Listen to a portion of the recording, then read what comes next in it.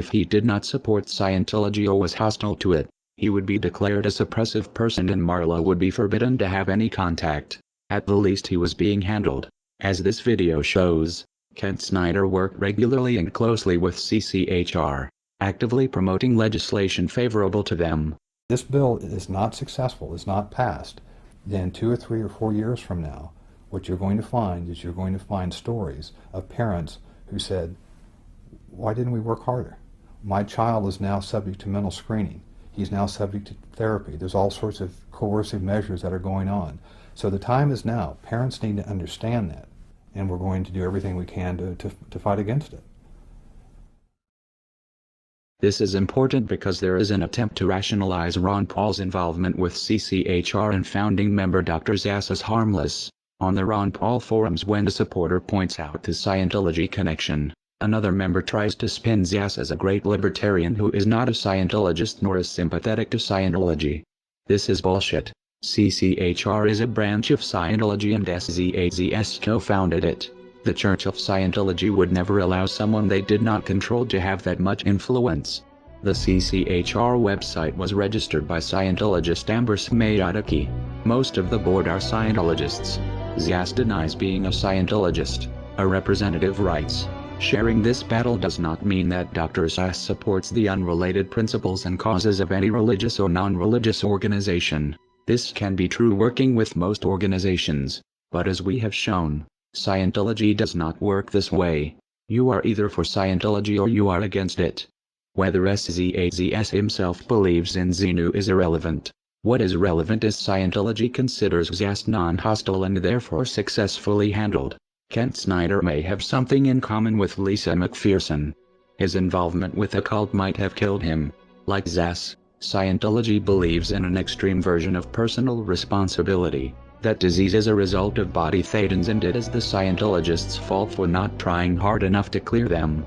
If they did, goes the theory, they would be free of disease. Zass doesn't push body thetans, but he does promote a dangerous distorted idea of mental illness that has the same potential effect, discouraging people from getting help because according to him any problems they have are imaginary.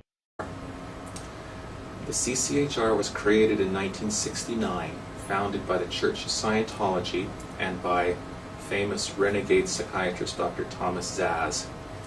From day one, most or many of the senior leadership of the CCHR have been Scientologists.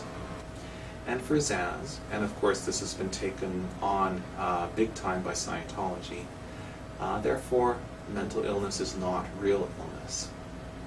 It is possible Kent Snyder's untreated illness and death was a result of adopting the Scientologist beliefs that his illness was his fault or not real. It would explain why he had no health insurance. Many Scientologists don't. It seems Snyder sincerely believed in Ron Paul's libertarian rhetoric and equally trusted his Scientologist friends, though this ultimately was not in his best interest. A further question arises. How many of Scientology ideas are influencing Ron Paul's campaign for liberty through CCHR and Zass? The Scientology connection to Ron Paul has been noted in a handful of disingenuous threads on the Ron Paul forum. They are disingenuous because they ask questions a Google search can answer in seconds, yet few people link to these results. The threads are phishing members to see how much Paul supporters know about the connection, and when someone appears knowledgeable, the information is spun.